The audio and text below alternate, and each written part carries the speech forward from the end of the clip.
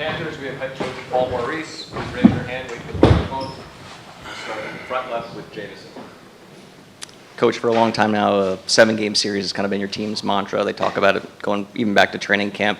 How much did the way the final unfolded last year maybe reinforce that and kind of help that mentality with this group? Yeah, I mean, the things that you talked to came to pass. So that's part of our collective experience, understanding what a game 4 feels like when you're up 3, the value of being in the series in each game mentally the same way, regardless of the game count. Gives you just a place to process, a place to keep your mind so you're not looking at each game as so completely different than the next. So you get a bit more consistency maybe mentally. You stay a little tighter with your own thoughts about how we're coming out to play. Very hard hitting here. Brad Marchand revealed last night that he was enjoying ice cream after the second period. Is this a new fact? That is, he said this on Sports. Well, no, I know he said it. I'm just not sure that makes it a fact. We have video we have not evidence? confirmed with DQ. No, There was yeah. something with a spoon. We know that. This is a conspiracy theory. I know that our general manager's a little bit of a ice cream aficionado, so maybe that comes from him. Maybe he green-lighted it. There's a story. Bill Zito's feeding the guys ice cream in between periods. But And I know where he got it too. I know the company he uses. It's deep. well, This is deep. There's lots of different angles on this story. so hard with it. Brad telling us it was a blizzard indicates DQ was Oh, involved. really? Well, Yes. that takes Bill out. He's far more. No, he's- DQ isn't refined. Now you piss off an entire company. We're He's aware more of- of a niche ice cream dude. We're aware of Bill's. Yeah. Okay. The fact that he went out and scored, will blizzards be available to just about Probably, everybody now yeah, going forward? Yeah, we'll run with that. There's cameras everywhere, man. We can't get away with anything anymore, but that would be a good story. And I'd have no problem with it. Just as long as it doesn't get on the sweater. Right side, front row. Did he give you like a flavor? Could be chopped chicken. Oh, really? Nice. Not mine. If this is made up, it's very detailed. I don't know. He's put some time into it then. Good for him. Since we're on the ice cream, what would your go-to be? What would your ice cream Oh, choice be? be something with cherry in it, I think. Black cherry, raspberry or cherry. That'd be, yeah. All right. And then my next question, AJ Greer left the game late, I think like right when you guys went on that last Yeah, I power don't play. think that.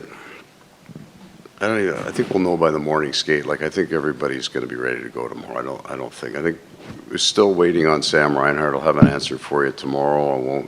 I don't think that's a game timer for us. We'll just decide in the morning skate who's playing. So I'll have all that for you tomorrow. But with Reinhardt not playing, we saw the video of him in the room still doing the lineup read. Just what did that mean for the group for him to still be part of the pregame Yeah. set even though he wasn't able to play in the game? Well, especially with his leadership role, but his leadership ability. He's also in the pregame meeting, the hour and a half, 5-on-5 meeting. We keep, I want to say, even players that aren't playing in the meeting so they don't lose the theme of it. Because we'll do some video here today, very short. Just sometimes it's an area that we're trying to highlight that we did well, and it'll also be, this is the thing we got to be mindful of. And then we'll do just a real quick kind of systems overview tomorrow night, but we have all those guys in all those meetings just so they don't lose the theme of it. Left side, second row. So is Reinhardt a possibility has he been able to skate or do anything so far? Yeah, he's not cleared, but he hasn't been ruled out either. I know that sounds a little bit ambiguous, but it's not. That's exactly where he's at. We're hopeful that it's not long-term. Like, when I mean that, it's day-to-day. I don't think it's going to move out that, but he still has to get back on the ice. There's still some steps here. You've got a team full of players who've been here and been in these situations, but Seth Jones, a guy who hasn't been on those kind of teams. This is definitely the deepest he's ever been. And how big of a moment do you think, tomorrow, every game at this point is for him? He's got a little more experience, though, than none. We played Nashville, and Nashville finished the 1 year with 114 points, and we had 112, and ended up in the second round together, and that went 7 games, and it was an incredible series. And I can remember watching that. We would get the lead, and then he'd round the back of the net, and we didn't have an answer for it. Like, he was that fast when he was young that he could get up the ice like that. So he's got some experience. Part of, a major upset over Tampa Bay and Columbus, that was huge. So he has some of that, but he hasn't been brought in here to drive that bus on the back end. It's just to be a part of it. And that allows these guys, I think, just to kind of really narrow to their own game and have some confidence in coverage with the people around them. Left side, third row. Hey, Paul. Analytically, the Verhaeghe, Bennett, Tkachuk line is one of your best this postseason. Last postseason, Bennett, Tkachuk, and Rodriguez was one of your best lines analytically. The constant being Sam and Matthew. Right. What is it about those two that just clicks and you're able to kind of build off that duo? They have similarities in their fearless in how they play. So they're not late getting to pucks. And then they are exact opposites. And that's truly how they complement each other. Sam's speed is underrated. He's an incredibly fast skater. Matthew isn't. Matthew's hands are fine. Small area, quick plays. Sam's got good hands too. They're just different. But Sam Bennett will open ice for Matthew Tkachuk, and Matthew Tkachuk will make inside plays to those guys. And then you have you've got the two lefties in Verhaeghe and Rodriguez. They're quite a bit different as well, but where Carter's speed and his release, their ability to kind of jump on broken plays. And when you think back to the playoffs of the last few years, that's almost how they score their goals. There'd be a forecheck, a turnover, it's on Hags' stick, and it's off. But Evan Rodriguez, from an analytics point of view, is one of our best forwards in kill plays. Kill plays to offense, right? What's the next thing that happens after the event? And in the final last year, he was our best forward in kill plays. So the diversity in style is actually a really good thing for us because they all meet the minimum threshold of production. You got to be good players to be different. If you got 3 or 4 guys that aren't great and they're all different, you're that line. So the opposite would be the Nosek line, right? These guys aren't at the $10 million a year payroll. They're equally important to our style of play because they all play the similar game. Take a few more for Coach, right side, center row. Hey, Paul, just Mikla, is there any update there? Yeah, I think he's good too, but we're going to give it another day to make sure. What have you seen in his game that enables him to continuously elevate? I think what he's added is his confidence of getting up ice. That would be the thing that he wasn't up ice very much when he first got here, learning new systems, learning a new play, guys to play with. And we had a little bit of fun with it, right? Him getting up the ice, and the next thing you know, it's fairly consistent. I mean, he's one of our best net drivers on our team. Like, he doesn't go wide unless he's got the puck. He's going right down the middle. Confidence is, it's everything out there. And I'm not talking about my hands feel good kind of confidence. I got nothing to, I don't know how to deal with that. When a guy's not scoring, we say score harder, shoot, but confidence to play a game that the other people will be where they're supposed to be, and then I get to do this. I get to get up ice, and it's not an automatic 3-on-1 going the other way. So he's a little bit of confidence in the people around him, and then, yeah, he surprised me with his straightaway speed has improved. It's gotten stronger. He's faster than he was. I don't know that. Well, I know that I didn't expect that, but we're taking it. Right side, third row. Paul, guys can be complimented in this league, called a grinder, scorer, whatever it might be. Matthew Tkachuk just called Sam Bennett a playoff player. Curious, what do you think of that compliment of a player? And is that sort of like the ultimate compliment? Yeah. In the playoffs, all elements are present. It's not true in the regular season. It's a function of 82 games and the travel, and also different teams at different development curves. But all elements, there is speed, there are hands, but there's physicality, and there's a level of intensity that it's not in the regular season, and nobody could play that. We couldn't, everybody plays hurt in the playoffs. And I don't even know what our number count. I think the next game is 16 or 17, and we played 9 games in 15 days in the regular season. You just can't play that way. But in the playoffs, all the elements of our game are intensified, but they're all present. So the best guys can do all things. Now, there's some good players that yeah, I'll just leave it at that. The very best players can excel in all areas. They can be a little bit physical. They can be hard. They can skate. They can drive. They can make plays. They are excited about the opportunity. They don't wilt under the pressure or the moment. They can. A lot of those guys, they'll play a version of that. Like Sam's not far off. Like his playoffs game's different, as our whole team is. But he plays similar to that game all year. He plays pretty darn hard. So it's not a major shift for him. I mean, that's probably the best way to put it. I'm just branching off and about, sometimes it hurts. Okay, yeah, that's what I meant to say. We'll do one more question. Just, your personality on the ice, is brashness, confident. You mentioned fearlessness with the identity of your players, and yet off the ice, whenever we talk to them, they are, they talk about being humble. And how do they, is it real? Or like, how do they balance that contradiction? Because it's always the first words out of, Bobrovsky's mouth, Yeah. Barkov's mouth after every game. I'll ask you two questions that might be personal. You don't have to answer me. Have you ever shotgunned a beer? Not yet. Have you ever been to church? Not church. But something spiritual? Yeah. Would you shotgun a beer in church? Okay, that doesn't make you a hypocrite. Right. There's a context and a place for all things. I will tell you they're honest. These men are honest. So that personality, like, certainly, it's all real.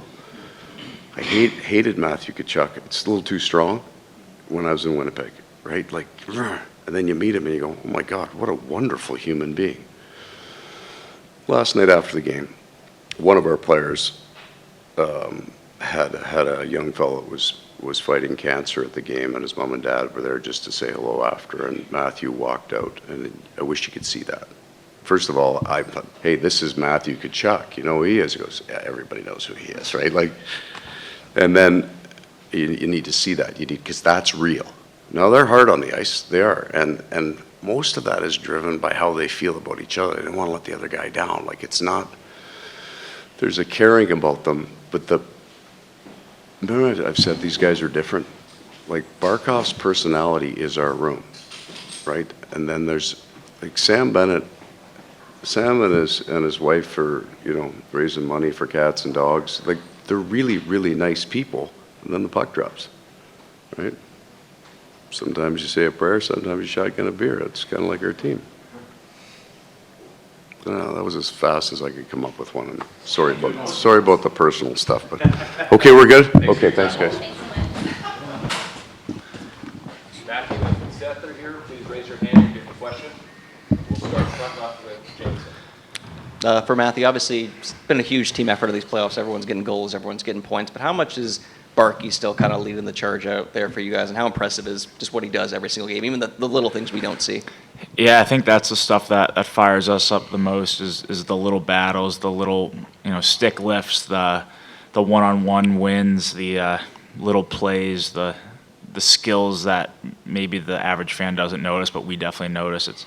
He's the full package. I've seen it here for almost 3 years now. It's an honor to play with him. I'm so lucky to share the ice with him, and you see all the skills that he has in practice, and obviously shows in games. So he is leading right now and doing it in such an amazing way. And we are getting contributions from everybody, like you said, but he has definitely been leading the charge, and we're so lucky to be able to follow him. Front left. Seth, good morning. With 3 of the 4 teams left, obviously being, quote, South teams, Texas, Florida, North Carolina, you played as a kid in Dallas. What were those years like for your development? What do you remember about how well organized it was then? And can you kind of believe that this, we keep saying non-traditional markets when that's kind of an outdated term, but hockey seems to have taken root in these places that people probably couldn't have envisioned 20 or 30 years ago. Yeah, definitely not. I grew up in Colorado when I started playing, but I did move back to Dallas, and I played a few years of youth hockey there. It's came such a long way. I think obviously the Stars being good and winning their cup in early 2000 definitely helped the development, push that along, same as Colorado at that time. But when I was there, you can see more and more kids starting to play in Texas. And then really the past, 8 to 10 years, you see kids actually moving from the northern cities down to Texas because the hockey has really grown. Where before all the good kids out of the southern cities would move up north to Chicago and Michigan and New York and these places. So you're kind of seeing families start moving down. The coaches are really developing kids now down there, and we're competing for regional championships, national championships every single year at the U14, U16 levels, and I have the privilege to go down there. I skate there in the summer at those rinks, so I see a lot of those kids, those coaches. I keep up with them in the summertime, so it's great to see the game growing in non-traditional markets, so to speak. Front right. Matthew, obviously Sam Reinhart wasn't able to play last game, but we saw the video of him in the room with you guys pregame, hyping you guys up. Just what did it mean to be able to have him still in the room and still having his presence in some way, even though he wasn't able to be on the ice with you guys? Yeah, I mean, he was around the whole day and did his normal routine. If I wouldn't have known, it looked like he was going just the way he was doing everything he normally does on a game day. So, even with him not playing in the actual game, just having him around is huge. And, we know he's going to be back. So just having him around and keeping that going. And he's been reading it the last few wins, so he kept the lineup read going. And it was an awesome read as it's been, and got us fired up for the start. Left side, second row.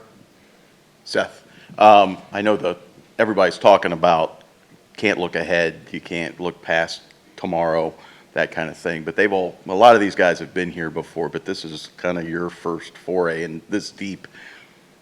What's it like? I mean, what's it like to be this close to playing for something that you've probably dreamt of your whole life? Yeah, it feels great. Obviously being around these guys, it's helped me really stay in the moment. These are probably some of the biggest games I've played in my career for sure. I've been to the second round a couple times before, but being in the conference finals is obviously a big deal, and I'm just trying to take advantage of the opportunity I've been given. I said before, I'm happy that I'm here right now. Happy I'm playing alongside a lot of these great guys, and they've been nothing but awesome when it comes to being patient and teaching me how to play their style of game. And I've enjoyed every single minute I've been here. So, I'm taking it one day at a time, just like they are. We're not looking too far ahead, and neither am I. And we're still preparing for a 7-game series here, and just continuing to play our game. Is this starting to become like home? I mean, moving here in the middle of the season is tough, but. Yeah, for sure. I mean, I'm still renting a place, so I don't have full roots down yet. But there are some years left on the contract, and I'm just focused on hockey right now. I'm not really focused on anything else besides being the best player I can be on the ice and trying to help the team win. Front right. Matthew, also with Reinhart, we saw you make it a point when you were up by 5 to go after Aho and probably make him answer for that hit the other night. How much is that first of all, was that the intent, and how much is that a part of playoff hockey to from an intimidation standpoint, that if you're gonna go after one of our guys, we're gonna back him up at some point? Yeah, I mean, I don't really look at it like intent or intimidation at all. It's just sticking up for teammates, and we're a family in there, and it could have happened to anybody, and there's probably 20 guys racing to be the guy to stick up for a teammate like that. Like, that's just how our team's built. That's why we're successful. It's why we're a family, and if something happens to one of our teammates, it's I don't think the rest of us were too thrilled at that play in game 2. So, but it is what it is. It's done with, and now the only way we can get him back is by winning the series. So just one more, and like Jonesy said, we're preparing for Game 7. That's how we play. That's how we prepare. So, but hopefully we can take care of business tomorrow. We'll take 3 more questions. Left side, third row. Matthew, when you and Carter and Sam get it cranked up, you can kind of feel the buzz in the building. When you guys score, you're physical. I just wanted to know, like, from your perspective, when you're on a line that really clicks like that, and we can do so many different things together, how much fun is that for you? Yeah, it's fun. It's fun when you're predictable and you know how you're going to play. I know I talked about it the other day, but just the way you prepare, you know what your game's going to look like, and that's what makes it fun. It's what makes it easier. Makes it easy to read off each other. We're we're playing well as a line right now, but playing tight to each other and making little plays and giving goes, and that's where it's really fun. They've been playing really great, and it's been easy for me to play with them. Just kind of trying to follow their lead with the forecheck and the little plays and everything like that. But it's fun, when we're getting in on the forecheck and finishing hits and playing in their zone and getting good scoring chances. Ultimately leading to goals is the goal. But I thought the building was electric last night, and yeah, credit my line mates for how they played getting them going. Right side, third row. Matthew, I wonder if you could just speak to a little bit of the evolution of Sam Bennett from what you've seen from him, Sam Bennett, the Calgary Flame, to now Sam Bennett, the Florida Panther, and the impact that he has on a team and on games as you've seen him through the course of his career. Yeah, that's a tough one because he's obviously become, a very, very, very talented player. He's always had the talent. He's always had the work ethic. He's always had the bite, the jam, everything. I think a lot of it's got to do with opportunity. I mean, he didn't get the opportunity in Calgary that he has here with the minutes and how he's utilized and everything. And, don't know why that is. Maybe that's just a personnel thing or whatever, but he's just taken off as a whole new player here in Florida for everybody to see. Even though in Calgary I saw it all along, and us as players saw it all along, and we weren't too thrilled. I know, especially him being a great buddy of mine, I was not too happy when he got traded from Calgary, but was also so happy to see him come here and have a chance and really flourish. So you just see him year after year, playoffs after playoffs. Like that's where he makes his name, is in playoffs, and that's where you really, really see it. He's probably one of those guys that's a definition of a playoff player, and it's really fun to play with him, especially at this time. My apologies. We'll take two more questions. Right side, second row. Hey, Matthew, last night Paul Maurice mentioned, you've had experience being up 3-0 before, obviously last year in the final. What do you guys take from that, and how does that help you kind of keep small picture here when you're in a situation? It's a 7-game series. I think what I take from it is we've won 3, but it doesn't take 3 to win a series. That's the simplest answer I got for you. It takes 4. We need 1 more. It's the hardest one to win. They're going to be ready, and I know we will as well. Last one, back left. Matthew, you've talked a lot about family and, of course, Barkov and the leadership he has. How much does that play into just the way that your guys' depth, you have guys who maybe sat out, like last night Boquist comes in, he's able to jump on the first line and immediately contribute. How much does all of that play into that? I just think everybody on our team, we are not in this position right now because of one person. We're here because of the whole team and the depth and guys coming in and out of the lineup and different guys stepping up at different times throughout the year, throughout the playoffs. And that's what makes our team successful is the camaraderie, how much fun we have, how much we root for one another, and just how much we care about one another. So, we are a family in there, and, when a guy comes in after being out a little bit, it's like he's been in the lineup the whole time. And I thought the guys that have come in and out have been unbelievable for us and great energy for us and everything. So it's great to see, you definitely root for guys like that to have success, and we would not be here without any of those guys. And yeah, our depth has been so crucial for us, and it was a big reason why we're here. Thank you for your time. Thank you, guys. Carter, obviously you guys have talked about a 7-game series for a while now, but how the final last year unfold kind of reinforce that for you guys, knowing that it does take 4 wins and it's the hardest thing to do? Yeah, it's that's our mindset going into every series that we're going to play 7 games, and there's no other way to do it. I think if you start thinking about the future or anything like that, it can come back to you. So that's our mindset every series, and we like it that way. Left side, front right. Carter, can you kind of put into words what the room is like right now with everybody scoring, everybody contributing except Roddy, of course, as was pointed out to him last night. Everybody's doing their job. Everybody's doing their job in front of Bob. Bob is being Bob. Just when everybody's clicking and everybody's just doing what they're supposed to do, how much more fun is a typically fun room anyway? How much more fun is it right now? Yeah, our whole team, everyone's contributing, and it's awesome to see everyone goes out there, does their job, like you said, and yeah, I mean, the goals and everything are really nice to see. But even if the goals aren't coming and stuff like that, I think everyone just goes out there. We have so much depth and so many good players that aren't even playing some nights. So it's crazy, and yeah, that just, and everyone has such a good attitude about it. Like you saw Bo come in last night, and he did such a great job. He's such a great player, and it just kind of goes to show the depth of our team and everyone just kind of pulling the same rope. Front right. For either of you guys, obviously Rhino didn't play last game, but you saw the video of him in the room with you guys pregame doing the lineup read. Just what did it mean to still have his presence, have him around, and still sort of with you, even though he wasn't able to play in the game? What did that mean for you guys to still have him around, even without him being able to play? Go ahead. No, he's great. Obviously, you know, he's a big piece in our room and everything. So, you know, just having him around, and you know, he gets us going with that lineup read. So, you know, it's awesome seeing him do that, and you know, it gets us going. Left side, right. Hey, Carter. I was talking to Sam Bennett about your line the other day, and he was talking about how it's like 3 different speeds, right? Like Matthew likes to kind of slow things down, and Sam plays the way he plays, and then he said that you kind of bring the element of speed to that line. Just wanted to know how you see it, if it's the same way, and also just how much fun is it to play with those guys when things are really clicking? Yeah, both those guys are obviously 2 really great players. And yeah, I think why our line works is we all kind of bring a different element to the line, and we read off each other really well. Chucky makes really good plays, so smart, physical.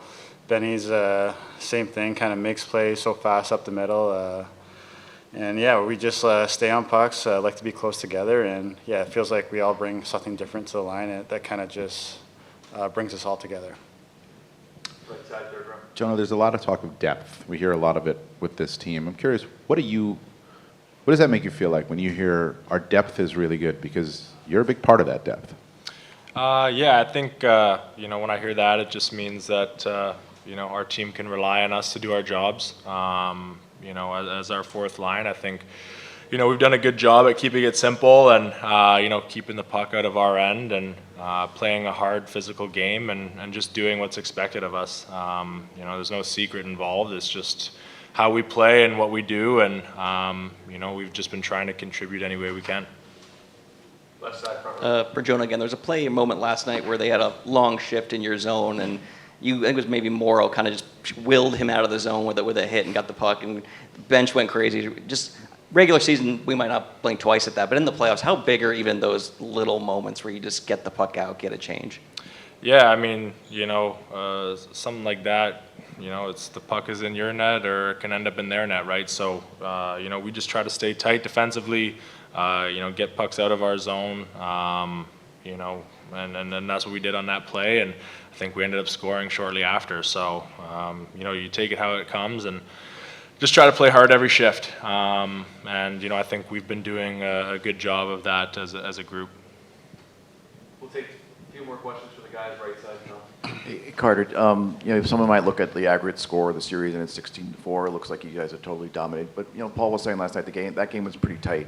What was, I guess, the attitude going to the third? And you feel like there are times where you can find another level to your game than that you did then? Or?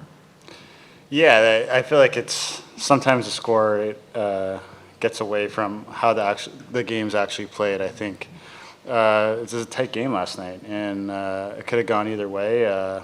They had some good opportunities, but I think going into the third, we're comfortable in tight games, being tied or better or down a goal. And that's kind of how our team's built. We're really comfortable in those situations, and we've been in a lot of them before in the past. And I think we knew it was just going to take one shot to get the lead, and we kind of held it down after that. Right side, second row. Just on that situation, guys, when it is tight in the series, in that moment going into the third period, and you walk into the room and Brad Marchand is sitting there eating ice cream, does that take the pressure off a little bit? He was eating ice cream in the room? Did you know that? I didn't know that, no. Yeah, I mean, I didn't see him eat the ice cream, but I gotta get some. Yeah, I mean, I think just the maturity of this group or whatever, like, you know, you come into the locker room, down a goal, up a goal, it doesn't matter. Like, we're the same, like, no matter what situation, I think. I think everyone's just, you know, comfortable being uncomfortable at times, you know? And I think that we just have to go out and focus on our game, and that's what we do. We don't let, you know, things that we can't control get to us or whatever. We just have to focus on ourselves, and I think that, you know, our group does a good job of that.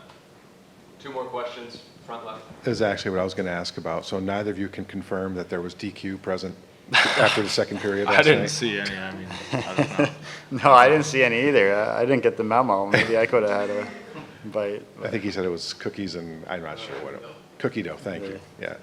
Does this surprise you at all that that would be the candidate to bring ice cream in after the second period and then go out and score in the third? No, I mean, he's one of a kind, and he's such a, you can tell, he's been around for so long and such a great leader, and having him on our team is such a huge advantage. He brings so much energy and leadership, and yeah, for him to be in a tight game like that, I guess eating ice cream is pretty crazy.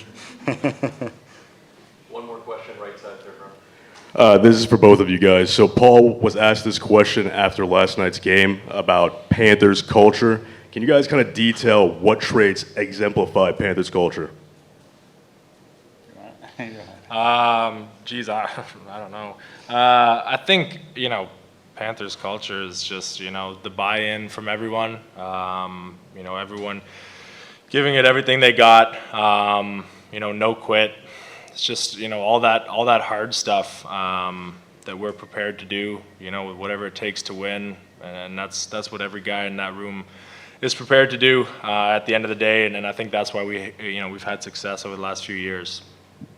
Yeah, I think everyone loves each other, and everyone is kind of, identity is kind of celebrated, what everyone brings to the table. I think it doesn't matter what you do for the team, you're there for a reason, and you play to your identity, and it's celebrated. No one's asking you to do something that you're not, kind of thing. Thank you. Thanks for your time, guys. Thanks. Coach Maurice will be here shortly.